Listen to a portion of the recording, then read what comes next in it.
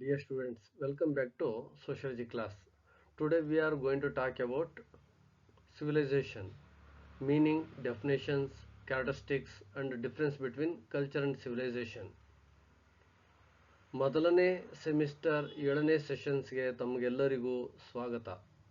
ನಾನು doctor Mohan Kumar KS, working as associate professor of sociology, government first grade college for women, MG road, Hassan. ವಿದ್ಯಾರ್ಥಿಗಳೇ, ನಾವು ಸಂಸ್ಕೃತಿ ಮತ್ತು ನಾಗರಿಕತೆಗಿರುವ ವ್ಯತ್ಯಾಸಗಳನ್ನು ತಿಳಿದುಕೊಳ್ಬೇಕು. ಅದಕ್ಕಿಂತ ಮುಂಚೆ ನಾಗರಿಕತೆ ಎಂದರೇನು, ನಾಗರಿಕತೆಯ ಗುಣಲಕ್ಷಣಗಳ ಬಗ್ಗೆ ತಿಳಿದುಕೊಳ್ಳೋಣ. First, introduction. Since cities appeared relatively at a later stage in human history, civilization indicates a particular stage in the social evolution of man.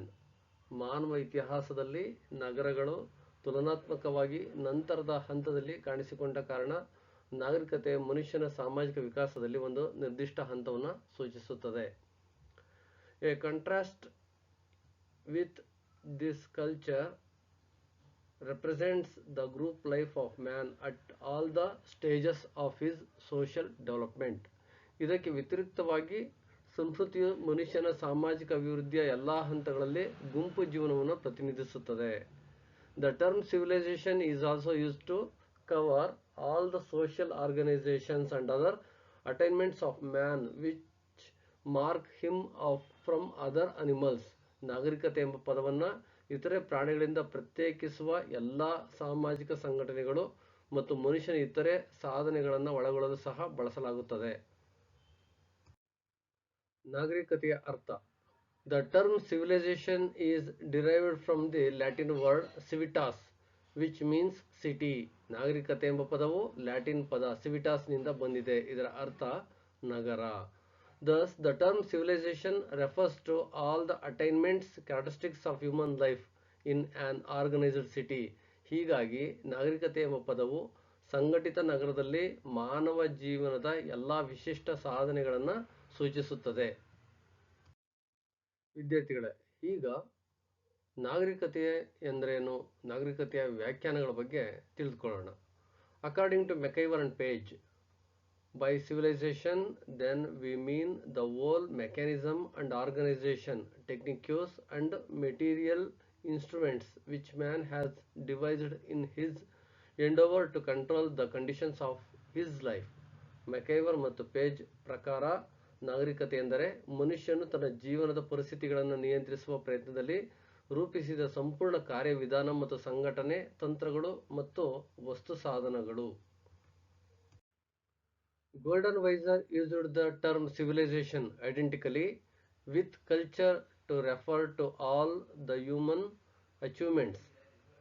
Golden visor ನಾಗರಿಕತೆ ಎಂಬ ಪದವನ್ನು ಸಂಸ್ಕೃತಿಯಂತೆಯೇ ಮಾನವನ ಎಲ್ಲ ಸಾಧನೆಗಳು ಪ್ರತಿಬಿಂಬ ಎಂದಿದ್ದಾರೆ.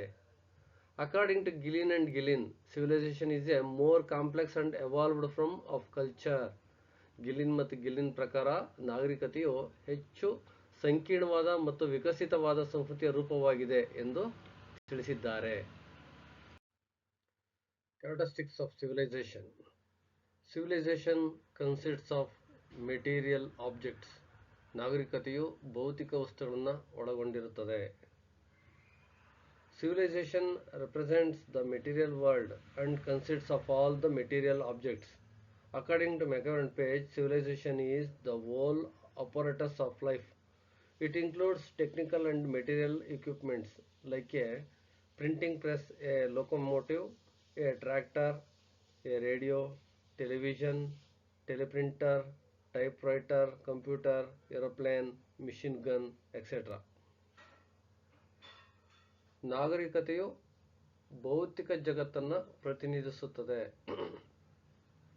ನಾಗರಿಕತೆಯು ಭೌತಿಕ ವಸ್ತುಗಳನ್ನು ಒಳಗೊಂಡಿರುತ್ತದೆ ಮತ್ತು ಎಲ್ಲ ಭೌತಿಕ ವಸ್ತುಗಳನ್ನು ಒಳಗೊಂಡಿದೆ. ಮೆಕೈವರ್ ಮತ್ತು ಪೇಜ್ ಪ್ರಕಾರ ನಾಗರಿಕತೆಯು ಜೀವನದ ಸಂಪೂರ್ಣ ಉಪಕರಣವಾಗಿದೆ.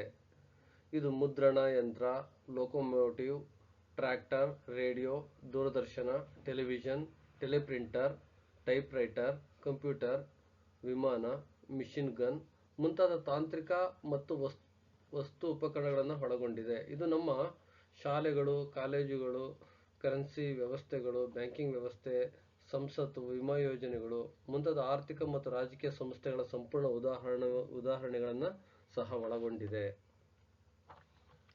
Next points. Civilization is external, mechanical and utilitarian. ನಾಗರಿಕತೆಯು ಬಾಹ್ಯವಾದುದು, ಯಾಂತ್ರಿಕವಾದುದು ಹಾಗೂ ಉಪಯುಕ್ತವಾದುದು ಆಗಿದೆ. Civilization is external, mechanical and utilitarian. Civilization is concerned with means the products of civilization have utility and hence they are utilitarian in character. We need the products of civilization not for their own sake but for the satisfaction of our wants. For example, we need a car, a scooter, a bus, a locomotive for traveling. We want radio, television, wireless, post and telegraph for communication and so on. ನಾಗರಿಕತೆಯು ಬಾಹ್ಯವಾದುದು, ಯಾಂತ್ರಿಕವಾದುದು ಹಾಗೂ ಉಪಯುಕ್ತವಾದುದು ಆಗಿದೆ. ನಾಗರಿಕತೆಯು ಸಾಧನೆಗಳಿಗೆ ಸಂಬಂಧಿಸಿದೆ. ನಾಗರಿಕತೆಯ ಉತ್ಪನ್ನಗಳು ಉಪಯುಕ್ತತೆಯನ್ನು ಹೊಂದಿವೆ ಮತ್ತು ಅದರಿಂದ ಅವು ಪ್ರಕೃತಿಯಲ್ಲಿ ಉಪಯುಕ್ತವಾಗಿವೆ. ನಮಗೆ ನಾಗರಿಕತೆಯ ಉತ್ಪನ್ನಗಳು ಬೇಕಾಗಿರುವುದು ಅವುಗಳ ಸ್ವಂತ ಉದ್ದೇಶಕ್ಕಾಗಿ ಅಲ್ಲ, ಬದಲಾಗಿ ನಮ್ಮ ಅಗತ್ಯಗಳನ್ನು ಪೂರೈಸಲು. ಉದಾಹರಣೆಗೆ, ನಮ್ಮ ಪ್ರಯಾಣಕ್ಕಾಗಿ ಕಾರು, ಸ್ಕೂಟರ್, ಬಸ್, ಲೋಕೋಮೋಟಿವ್ ಬೇಕು. ಸಂವಹನಕ್ಕಾಗಿ ರೇಡಿಯೋ, ದೂರದರ್ಶನ, ವೈರ್ಲೆಸ್, ಪೋಸ್ಟ್ ಮತ್ತು ಟೆಲಿಗ್ರಾಫ್ ಇತ್ಯಾದಿ ಪ್ರಮುಖವಾಗಿ ಅಂಶಗಳು ಬೇಕಾಗಿವೆ. ಅದರ್ ಕ್ಯಾರೆಕ್ಟರಿಸ್ಟಿಕ್ಸ್ ಆಫ್ ಸಿವಿಲೈಸೇಷನ್ ನೋಡೋಣ. ನಾಗರಿಕತೆ ಇತರ ಲಕ್ಷಣಗಳು. First point, civilization is measurable. Civilization is measurable. ನಾಗರಿಕತೆಯನ್ನು ಅಳೆಯಬಹುದಾಗಿದೆ. Products of civilization are measurable, quantifiable and demonstrable. Motor car runs faster than the cycle. Aeroplane is superior to motor car and so on. ನಾಗರಿಕತೆಯ ಉತ್ಪನ್ನಗಳು ಅಳೆಯಬಹುದಾದವು, ಪರಿಮಾಣಾತ್ಮಕವಾದವು ಮತ್ತು ಪ್ರದರ್ಶಿಸಬಹುದಾದವು. ಉದಾಹರಣೆ, motor car ಸೈಕಲ್ಗಿಂತ ವೇಗವಾಗಿ ಚಲಿಸುತ್ತದೆ. ವಿಮಾನವು motor ಕಾರ್ಗಿಂತ ಶ್ರೇಷ್ಠವಾಗಿದೆ ಮತ್ತು ಅದು ಸಹ ವೇಗವಾಗಿದೆ. Second points. Civilization implies an onward mark.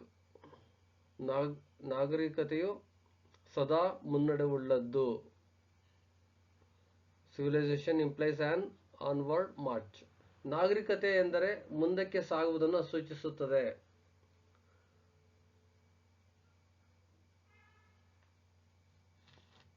ಅದು ಬದಲಾಯಿಸಲು ಆಗದು. ಮೆಕೈವರ್ ಮತ್ತು ಪೇಜ್ ಹೇಳುವಂತೆ, ಯಾವುದೇ ಉಪಯುಕ್ತ ಅಥವಾ ತಾಂತ್ರಿಕ ಲಾಭವು ಸಾಮಾಜಿಕ ಪರಂಪರೆಯೊಳಗೆ ಶಾಶ್ವತ ಆಸ್ತಿಯಾಗುತ್ತದೆ ಮತ್ತು ಮುಂದಿನ ಲಾಭಗಳ ಸ್ಥಿತಿಯಾಗುತ್ತದೆ. Civilization denotes a forward march. It is irreversible. As McEwan and Page have said, any utilitarian or technical gain becomes a permanent possession within the social heritage and the condition of further gains. Third point, civilization is easily communicable. Civilization is easily communicable. ನಾಗರಿಕತೆಯು ಸಂವಹನ ಯೋಗ್ಯವಾದುದು. Civilization and its products are more easily transmitted. Thus, many of the material products, techniques, and implements made ready in one society can be easily supplied to other societies. Example, at present Indian computer softwares are supplied to any number of nations. Civilizational borrowings are easier which could be done without any change or loss. ನಾಗರಿಕತೆಯು ಸಂವಹನ ಯೋಗ್ಯವಾದುದು. ನಾಗರಿಕತೆ ಮತ್ತು ಅದರ ಉತ್ಪನ್ನಗಳು ಹೆಚ್ಚು ಸುಲಭವಾಗಿ ಹರಡುತ್ತವೆ. ಹೀಗಾಗಿ ಒಂದು ಸಮಾಜದಲ್ಲಿ ಸಿದ್ಧಪಡಿಸಲಾದ ಅನೇಕ ವಸ್ತು ಉತ್ಪನ್ನಗಳು, ತಂತ್ರಗಳು ಮತ್ತು ಉಪಕರಣಗಳನ್ನು ಇತರ ಸಮಾಜಗಳಿಗೆ ಸುಲಭವಾಗಿ ಪೂರೈಸಬಹುದು. ಉದಾಹರಣೆ, ಪ್ರಸ್ತುತ ಭಾರತೀಯ ಕಂಪ್ಯೂಟರ್ ಸಾಫ್ಟ್ವೇರ್ಗಳನ್ನು ಯಾವುದೇ ಸಂಖ್ಯೆಯ ರಾಷ್ಟ್ರಗಳಿಗೆ ಪೂರೈಸಲಾಗುತ್ತದೆ.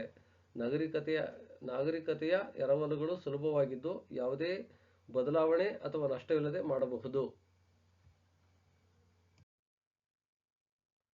ವಿದ್ಯಾರ್ಥಿಗಳ next point, distinction between culture and civilisation. The term culture and civilization are often distinguished on various grounds. Both represent two broad fields of human activity and experience. Some significant points of difference between them may be noted here. First one, civilization as a precise standard of measurement but not culture. ನಾಗರಿಕತೆಯನ್ನು ಒಂದು ನಿರ್ದಿಷ್ಟ ಮಾನದಂಡದಿಂದ ಅಳೆಯಬಹುದು, ಆದರೆ ಸಂಸ್ಕೃತಿಯನ್ನಲ್ಲ. The products of civilization are such that they can be measured quantitatively on grounds of efficiency. We can easily say that a tiller is superior to a hand plow, or the currency and the banking system are superior to the primitive barter system. ನಾಗರಿಕತೆಯ ಉತ್ಪನ್ನಗಳನ್ನು ದಕ್ಷತೆಯ ಆಧಾರದ ಮೇಲೆ ಪರಿಮಾಣಾತ್ಮಕವಾಗಿ ಅಳೆಯಬಹುದು. ಉಳುಮೆ ಮಾಡುವವನು ಕೈ ನೇಗಿಲಿಗಿಂತ ಶ್ರೇಷ್ಠ ಎಂದು ನಾವು ಸುಲಭವಾಗಿ ಹೇಳಬಹುದು, ಅಥವಾ ಕರೆನ್ಸಿ ಮತ್ತು ಬ್ಯಾಂಕಿಂಗ್ ವ್ಯವಸ್ಥೆಯು ಪ್ರಾಚೀನ ವಿನಿಮಯ ವ್ಯವಸ್ಥೆಗಿಂತ ಶ್ರೇಷ್ಠವಾಗಿದೆ ಎಂದು ಹೇಳಬಹುದು. We cannot, however, measure the cultural products. We can only assess the cultural products by our personal judgment, but we cannot measure or quantity them. If somebody were to say that the literary works of Kalidasa are better than those of Shakespeare, we cannot prove or disprove it, but we can only agree or disagree with that statement. Cultural things such as values, opinions, ideas, etc. are beyond measurement.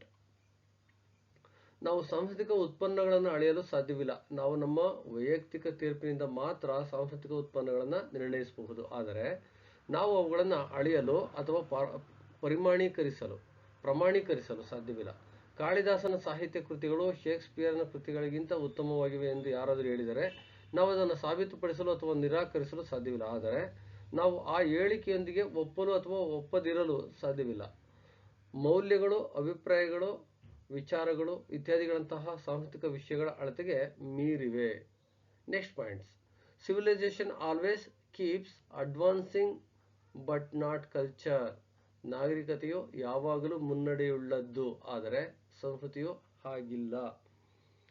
According to McEwan and Page, civilization always marches on if there is no break of social continuity.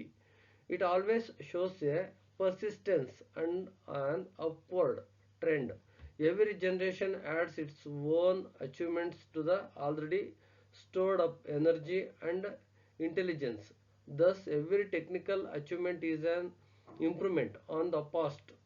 Once an instrument is invented, man goes on improving it. Example, change from ordinary typewriters to computerized typesetters, from bow and arrow to the machine gun and then to atom bomb, indicate improvement. The march of civilization is thus assured. ಮೆಕೆವರ್ ಮತ್ತು page ಪ್ರಕಾರ ಸಾಮಾಜಿಕ ನಿರಂತರತೆಯ ವಿರಾಮವಿಲ್ಲದಿದ್ದರೆ ನಾಗರಿಕತೆಯು ಯಾವಾಗಲೂ ಮುಂದುವರಿಯುತ್ತದೆ. ಅದು ಯಾವಾಗಲೂ ನಿರಂತರತೆ ಮತ್ತು ಮೇಲ್ಮುಖ ಪ್ರವೃತ್ತಿಯನ್ನು ತೋರಿಸುತ್ತದೆ. ಪ್ರತಿ ಪೀಳಿಗೆಯು ಈಗಾಗಲೇ ಸಂಗ್ರಹವಾಗಿರುವ ಶಕ್ತಿ ಮತ್ತು ಬುದ್ಧಿವಂತಿಕೆಗೆ ತನ್ನದೇ ಆದ ಸಾಧನೆಗಳನ್ನು ಸೇರಿಸುತ್ತದೆ. ಹೀಗಾಗಿ ಪ್ರತಿಯೊಂದು ತಾಂತ್ರಿಕ ಸಾಧನೆಯು ಇಂದಿನದಕ್ಕಿಂತ ಸುಧಾರಣೆಯಾಗಿದೆ. ಒಮ್ಮೆ ಒಂದು ಉಪಕರಣವನ್ನು ಕಂಡುಹಿಡಿದ ನಂತರ ಮನುಷ್ಯನು ಅದನ್ನು ಸುಧಾರಿಸುತ್ತಲೇ ಇರುತ್ತಾನೆ. ಉದಾಹರಣೆಗೆ ನೋಡೋದಾದ್ರೆ, ನಾವು ಸಾಮಾನ್ಯ ಟೈಪ್ ರೈಟರ್ಗಳಿಂದ ಗಣಕೀಕೃತ ಟೈಪ್ ಸೆಟರ್ಗಳಿಗೆ ಬದಲಾವಣೆ, ಬಿಲ್ಲು ಮತ್ತು ಬಾಣದಿಂದ ಮಿಷಿನ್ ಗನ್ಗೆ ಮತ್ತು ನಂತರ ಪರಮಾಣು ಬಾಂಬ್ಗೆ ಸುಧಾರಣೆಯನ್ನು ಸೂಚಿಸುತ್ತದೆ. ಹೀಗಾಗಿ ನಾಗರಿಕತೆಯ ಬೆಳವಣಿಗೆ ಖಚಿತವಾಗಿದೆ. Progress in the case of culture is not assured. Culture is not always advancing. There is no much of culture. For example, the height reached by the Buddha, Shankaracharya and Swami Vivekananda in the field of religion and spirituality had not been reached by their followers, but in the field of civilization, what Newton or Edison discovered became the basis for further discovery. ಸಂಸ್ಕೃತಿಯ ವಿಷಯದಲ್ಲಿ ಪ್ರಗತಿ ಖಚಿತವಾಗಿಲ್ಲ. ಸಂಸ್ಕೃತಿ ಯಾವಾಗಲೂ ಮುಂದುವರಿಯುವುದಿಲ್ಲ. ಸಂಸ್ಕೃತಿಯ ಯಾತ್ರೆ ಇಲ್ಲ. ಉದಾಹರಣೆಗೆ, ಧರ್ಮ ಮತ್ತು ಆಧ್ಯಾತ್ಮಿಕತೆಯ ಕ್ಷೇತ್ರದಲ್ಲಿ ಬುದ್ಧ, ಶಂಕರಾಚಾರ್ಯ ಮತ್ತು ಸ್ವಾಮಿ ವಿವೇಕಾನಂದರು ತಲುಪಿದ ಎತ್ತರವನ್ನು ಅವರ ಅನುಯಾಯಿಗಳು ತಲುಪಿರಲಿಲ್ಲ. ಆದರೆ ನಾಗರಿಕತೆಯ ಕ್ಷೇತ್ರದಲ್ಲಿ ನ್ಯೂಟನ್ ಅಥವಾ ಎಡಿಸನ್ ಕಂಡುಹಿಡಿದದ್ದು ಮತ್ತಷ್ಟು ಆವಿಷ್ಕಾರಕ್ಕೆ ಆಧಾರವಾಯಿತು. Next points. Civilization is passed on without much effort but not culture. ನಾಗರಿಕತೆಯ ಪ್ರಸಾರ ಸುಲಭ ಸಾಧ್ಯವಾದರೂ ಸಂಸ್ಕೃತಿಯ ಮಟ್ಟಿಗೆ ಹಾಗಿಲ್ಲ. Civilization is passed on without much effort but not culture. The products of civilization are open to all. Knowledge regarding civilization can be passed on very easily and without much effort. The work of an engineer or a mechanic is not just for other engineers or machines. Ordinary people can also enjoy the products of civilization without sharing the capacity which creates them. Millions may use radio, television, telephone, camera, etc. without understanding their techniques and mechanism. ನಾಗರಿಕತೆಯ ಉತ್ಪನ್ನಗಳು ಎಲ್ಲರಿಗೂ ಮುಕ್ತವಾಗಿವೆ. ನಾಗರಿಕತೆಯ ಕುರಿತಾದ ಜ್ಞಾನವನ್ನು ಬಹಳ ಸುಲಭವಾಗಿ ಮತ್ತು ಹೆಚ್ಚು ಶ್ರಮವಿಲ್ಲದೆ ರವಾನಿಸಬಹುದು. ಇಂಜಿನಿಯರ್ ಅಥವಾ ಮೆಕ್ಯಾನಿಕನ ಕೆಲಸವು ಇತರೆ ಇಂಜಿನಿಯರ್ಗಳು ಅಥವಾ ಮೆಕ್ಯಾನಿಕ್ಗಳಿಗೆ ಮಾತ್ರವಲ್ಲ, ಸಾಮಾನ್ಯ ಜನರು ನಾಗರಿಕತೆ ಉತ್ಪನ್ನಗಳನ್ನು ಸೃಷ್ಟಿಸುವ ಸಾಮರ್ಥ್ಯವನ್ನು ಹಂಚಿಕೊಳ್ಳದೆಯೂ ಆನಂದಿಸಬಹುದು. ಲಕ್ಷಾಂತರ ಜನರು ರೇಡಿಯೋ, ದೂರದರ್ಶನ, ದೂರವಾಣಿ, ಕ್ಯಾಮರಾ ಇತ್ಯಾದಿಗಳನ್ನು ಅವುಗಳ ತಂತ್ರಗಳು ಮತ್ತು ಕಾರ್ಯವಿಧಾನವನ್ನು ಅರ್ಥ ಮಾಡಿಕೊಳ್ಳದೆ ಬಳಸಬಹುದು. Culture on the other hand is communicated only to the like-minded. Those who have poetic talent can alone appreciate poetry. The admirers of classical dance alone can enjoy it. The work of an artist is only for a man with artistic appreciation.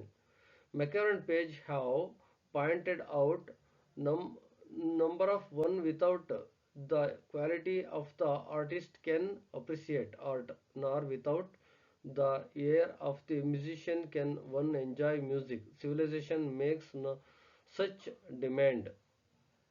ಮತ್ತೊಂದೆಡೆ ಸಂಸ್ಕೃತಿಯನ್ನು ಸಮಾನ ಮನಸ್ಸಿನವರಿಗೆ ಮಾತ್ರ ತಿಳಿಸಲಾಗುತ್ತದೆ. ಕಾವ್ಯಾತ್ಮಕ ಪ್ರತಿಭೆಯನ್ನು ಹೊಂದಿರುವವರು ಮಾತ್ರ ಕಾವ್ಯವನ್ನು ಮೆಚ್ಚಬಹುದು. ಶಾಸ್ತ್ರೀಯ ನೃತ್ಯದ ಅಭಿಮಾನಿಗಳು ಮಾತ್ರ ಅದನ್ನು ಆನಂದಿಸಬಹುದು. ಕಲಾವಿದನ ಕೆಲಸವು ಕಲಾತ್ಮಕ ಮೆಚ್ಚುಗೆಯನ್ನು ಹೊಂದಿರುವ ಮನುಷ್ಯನಿಗೆ ಮಾತ್ರ. ಮೆಕೈವರ್ ಮತ್ತು ಪೇಜ್ ಗಮನಿಸಿದಂತೆ ಕಲಾವಿದನ ಗುಣಮಟ್ಟವಿಲ್ಲದೆ ಯಾರೂ ಕಲೆಯನ್ನು ಮೆಚ್ಚಲು ಸಾಧ್ಯವಿಲ್ಲ, ಅಥವಾ ಸಂಗೀತಗಾರನ ಕಿವಿ ಇಲ್ಲದೆ ಸಂಗೀತವನ್ನು ಆನಂದಿಸಲು ಸಾಧ್ಯವಿಲ್ಲ.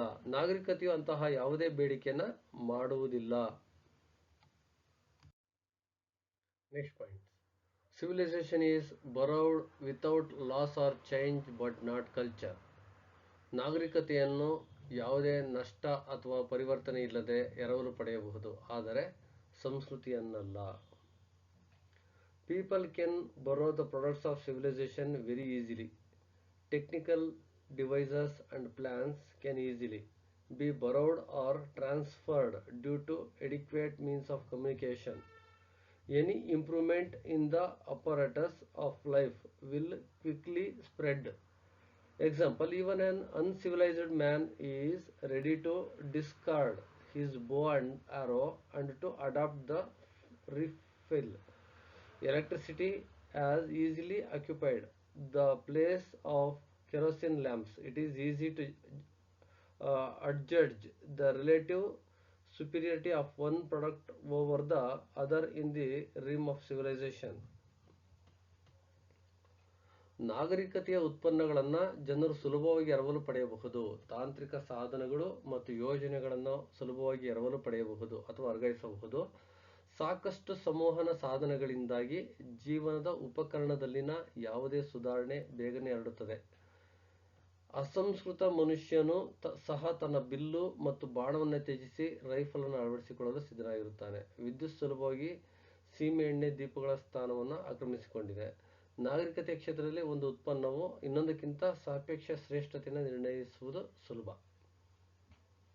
Culture or cultural products cannot be borrowed that easily. For example, it will be easy for an Indian to borrow a scientific technique invented in the West, but it will be difficult for a foreigner to borrow the Indian cultural elements. And civilization is far more widespread than culture. ಸಂಸ್ಕೃತಿ ಅಥವಾ ಸಾಂಸ್ಕೃತಿಕ ಉತ್ಪನ್ನಗಳನ್ನು ಅಷ್ಟು ಸುಲಭವಾಗಿ ಎರವಲು ಪಡೆಯಲು ಸಾಧ್ಯವಿಲ್ಲ. ಉದಾಹರಣೆಗೆ, ಪಶ್ಚಿಮದಲ್ಲಿ ಕಂಡುಹಿಡಿದ ವೈಜ್ಞಾನಿಕ ತಂತ್ರವನ್ನು ಭಾರತೀಯರು ಎರವಲು ಪಡೆಯುವುದು ಸುಲಭ, ಆದರೆ ವಿದೇಶಿಯರಿಗೆ ಭಾರತೀಯ ಸಾಂಸ್ಕೃತಿಕ ಅಂಶಗಳನ್ನು ಎರವಲು ಪಡೆಯುವುದು ಕಷ್ಟಕರವಾಗಿರುತ್ತದೆ. ಆದ್ದರಿಂದ ನಾಗರಿಕತೆಯ ಸಂಸ್ಕೃತಿಗಿಂತ ಹೆಚ್ಚು ವ್ಯಾಪಕವಾಗಿದೆ. Next points, fifth points, civilization is external but culture is internal. Civilization is external but culture is internal. ನಾಗರಿಕತೆಯು ಬಾಹ್ಯವಾದದ್ದು, ಅದು ಒಂದು ಸಾಧನ, ಆದರೆ ಸಂಸ್ಕೃತಿಯು ಆಂತರಿಕವಾದದ್ದು, ಅದು ಒಂದು ಗುರಿಯಾಗಿದೆ. Civilization is external, mechanical and utilitarian in character. It caters to the external needs of man. Civilization is a means. In a way, it reflects the material wealth of mankind. Culture is something internal. It refers to the intrinsic values. It is the expression of our modes of living and of thinking, in behaving and in acting, in art and literature, in philosophy and religion, in morality, in recreation and enjoyment, in dance, drama and music. McEver and Page have said, civilization is what we have, culture is what we are. ನಾಗರಿಕತೆಯು ಬಾಹ್ಯ, ಯಾಂತ್ರಿಕ ಮತ್ತು ಉಪಯುಕ್ತ ಸ್ವಭಾವವನ್ನು ಹೊಂದಿದೆ. ಅದು ಮನುಷ್ಯನ ಬಾಹ್ಯ ಅಗತ್ಯಗಳನ್ನು ಪೂರೈಸುತ್ತದೆ. ನಾಗರಿಕತೆಯು ಒಂದು ಸಾಧನವಾಗಿದೆ. ಒಂದು ರೀತಿಯಲ್ಲಿ ಅದು ಮಾನವ ಕುಲದ ಭೌತಿಕ ಸಂಪತ್ತನ್ನು ಪ್ರತಿಬಿಂಬಿಸುತ್ತದೆ. ಸಂಸ್ಕೃತಿಯು ಆಂತರಿಕವಾದದ್ದು. ಇದು ಆಂತರಿಕ ಮೌಲ್ಯಗಳನ್ನು ಸೂಚಿಸುತ್ತದೆ. ಇದು ನಮ್ಮ ಜೀವನ ವಿಧಾನ ಮತ್ತು ಆಲೋಚನಾ ವಿಧಾನಗಳ ಅಭಿವ್ಯಕ್ತಿಯಾಗಿದೆ. ನಡವಳಿಕೆ ಮತ್ತು ನಟನೆಯಲ್ಲಿ, ಕಲೆ ಮತ್ತು ಸಾಹಿತ್ಯದಲ್ಲಿ, ತತ್ವಶಾಸ್ತ್ರ ಮತ್ತು ಧರ್ಮದಲ್ಲಿ, ನೈತಿಕತೆಯಲ್ಲಿ, ಮನರಂಜನೆ ಮತ್ತು ಆನಂದದಲ್ಲಿ, ನೃತ್ಯ, ನಾಟಕ ಮತ್ತು ಸಂಗೀತದಲ್ಲಿ. ಮೆಕೆವರ್ ಮತ್ತು ಪೇಜ್ ಹೇಳುವಂತೆ, ನಾಗರಿಕತೆ ಎಂದರೆ ನಮ್ಮಲ್ಲಿದೆ, ಸಂಸ್ಕೃತಿ ಎಂದರೆ ನಾವು. Civilization is what we have, culture is what we are. Next points, 6 points going. The products of culture reveal the nature of an individual or a social group or a nation, but not those of civilization. ಸಂಸ್ಕೃತಿಯ ವಸ್ತುಗಳು ಒಬ್ಬ ವ್ಯಕ್ತಿಯ ಅಥವಾ ಸಮೂಹದ ಅಥವಾ ದೇಶವೊಂದರ ಸ್ವರೂಪವನ್ನು ಅವ್ಯಕ್ತಗೊಳಿಸುವ, ಆದರೆ ನಾಗರಿಕತೆಯ ವಸ್ತುಗಳು ಹಾಗಿಲ್ಲ. In the realm of culture, an artist or a poet or a painter can express his love of beauty, his admiration for literature, his fascination towards art by means of his artistic, literary or painting works.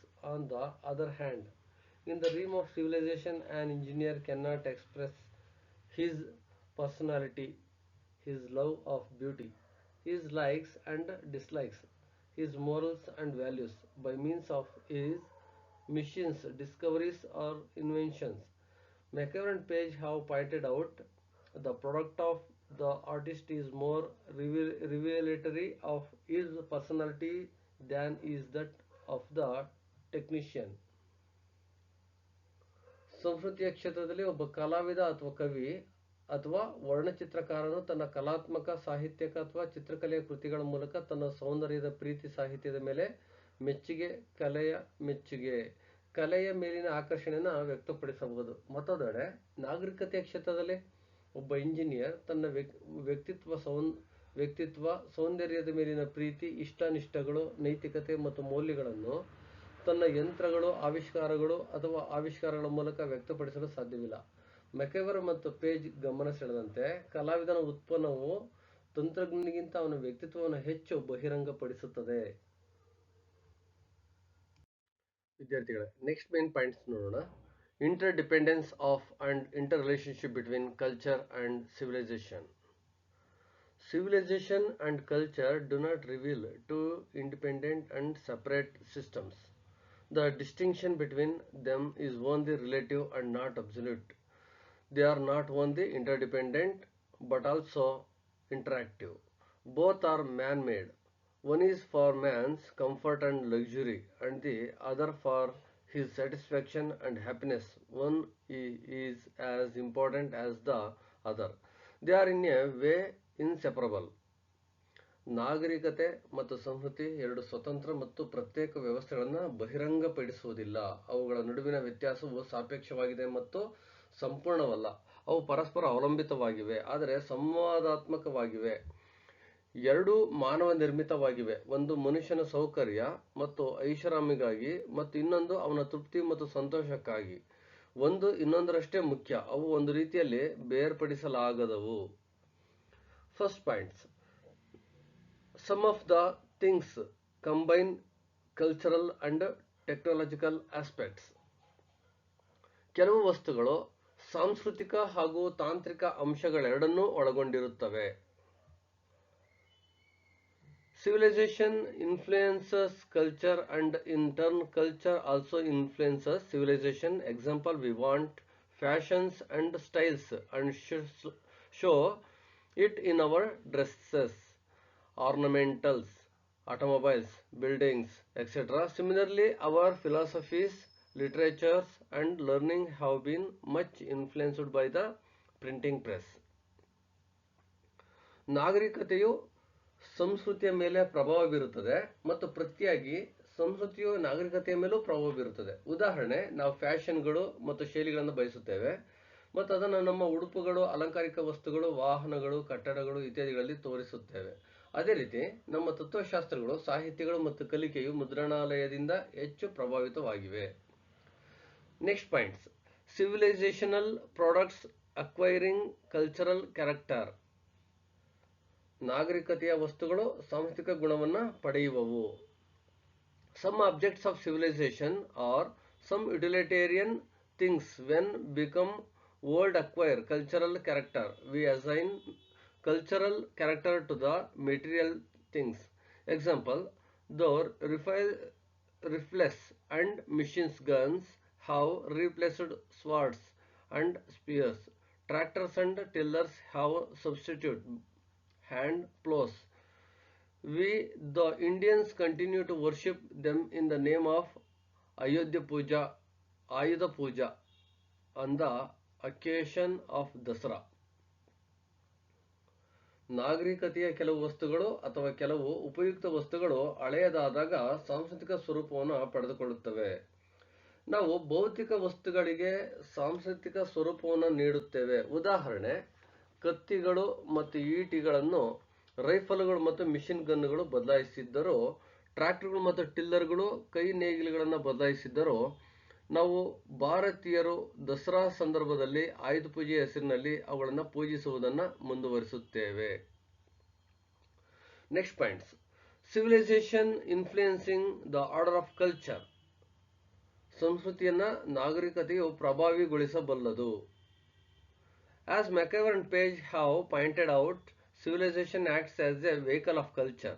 An environment of civilization can affect our art, literature, thoughts, values, morals, aims, objectives, ideals, ideologies, etc. The literary art, for example, has been greatly affected by the development of printing. The habit of reading and lengthy novels have become widespread because of that development. ನಾಗರಿಕತೆಯು ಸಂಸ್ಕೃತಿಯ ವಾಹಕವಾಗಿ ನಿರ್ವಹಿಸುತ್ತದೆ.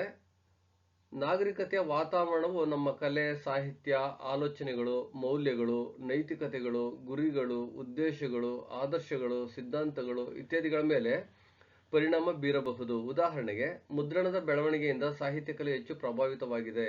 ಆ ಬೆಳವಣಿಗೆಯಿಂದಾಗಿ ಓದುವ ಅಭ್ಯಾಸ ಮತ್ತು ದೀರ್ಘ ಕಾದಂಬರಿಗಳು ವ್ಯಾಪಕವಾಗಿ ಹರಡಿವೆ. Culture affecting the order of civilisation.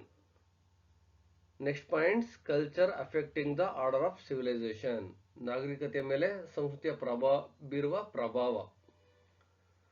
The cultural order also affects civilization. Every people, every age has its own way of life. We look at the new inventions and techniques in the light of our way of life and our values.